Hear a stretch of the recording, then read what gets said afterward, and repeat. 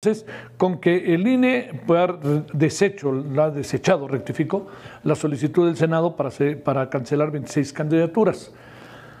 Ahorita mismo, ¿no? Decía Rigoberto Sandoval que andan torpedeando el INE, que no sé qué, la elección. Yo no tengo esa impresión, pero vamos a ver. Asegura que no tiene facultades legales para hacerlo en esta etapa del proceso. La reforma judicial no le otorgó al INE atribuciones para anular estas candidaturas. De esta manera, el organismo únicamente podrá revisar los requisitos de elegibilidad durante la entrega de constancias de mayoría. Ojo, eso ya después.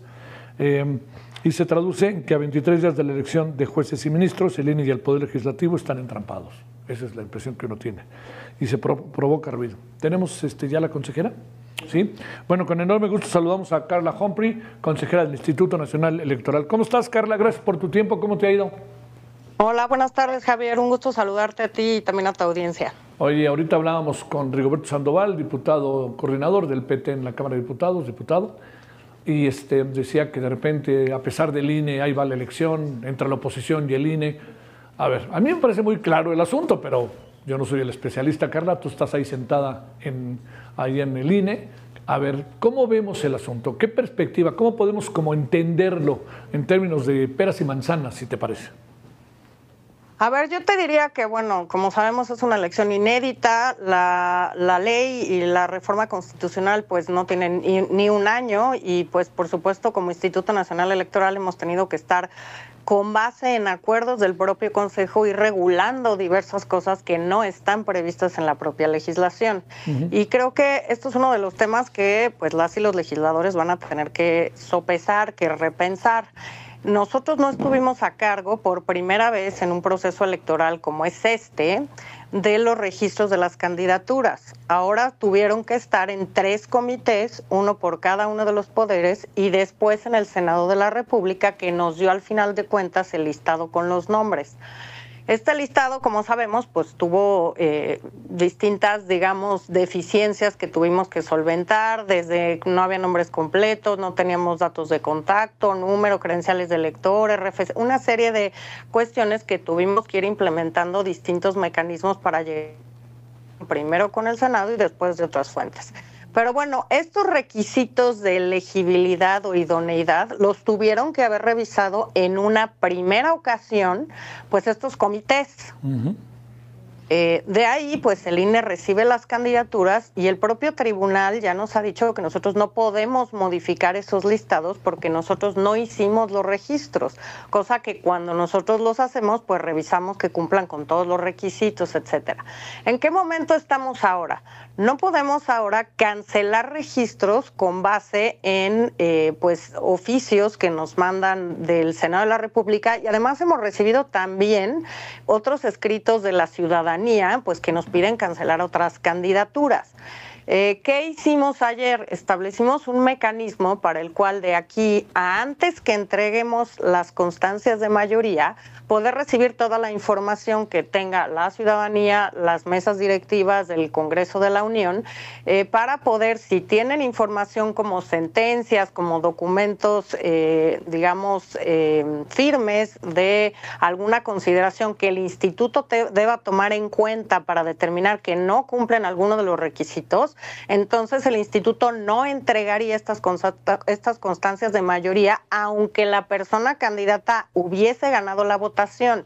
Estamos en un momento distinto.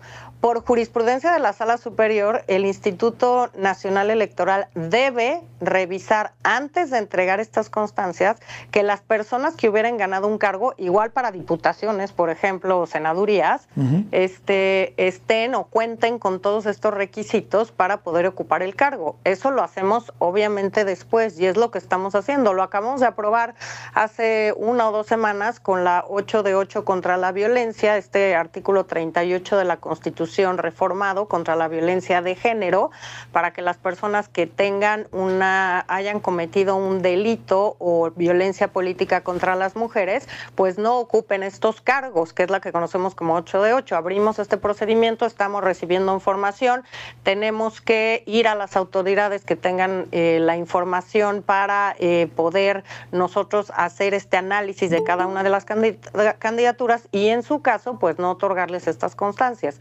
Así que nosotros estamos hablando de revisar estos requisitos de elegibilidad e idoneidad antes de dar estas constancias. En este momento como tal, el instituto, la única posibilidad que tiene de cancelar, y quiero ser muy enfáticas, candidaturas, es a través de fiscalización. La propia Sala Superior estableció, cosa con la que yo concuerdo absolutamente y que lo dije en la sala de Consejo General, es cancelar el registro por causas graves, cuando la falta lo amerite, en cuestiones de fiscalización de ingresos, egresos, montos que deben respetar de gastos personales, etcétera, y que eso pues se va haciendo ahora con ya las quejas que se están presentando.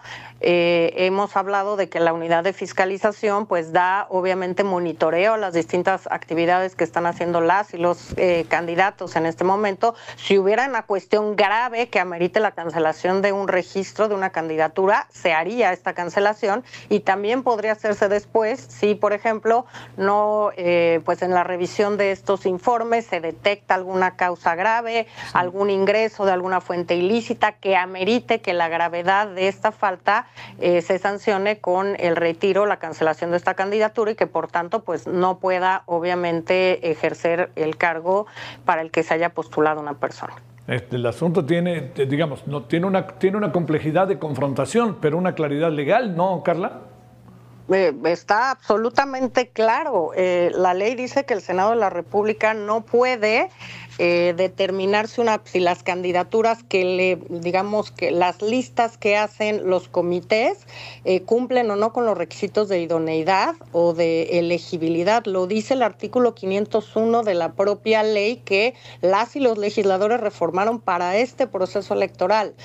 No nos da facultades de cancelar, como en otros casos pues hemos cancelado y retirado candidaturas, y fue muy cuestionado.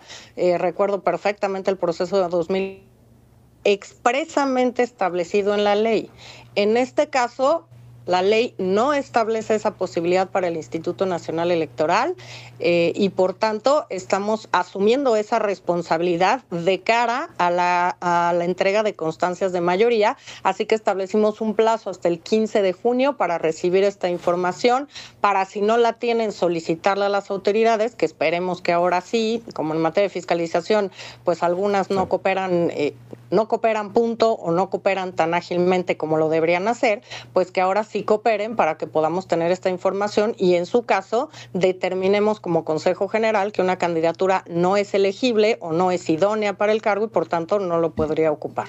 Oye, Carla, a ver, una pregunta técnica. El Senado supo de las 20 denuncias, las 20 impugnaciones de candidaturas, debido a que ciudadanos se acercaron al INE y el INE se lo hizo saber al Senado. ¿Así fue el desarrollo del asunto, del proceso?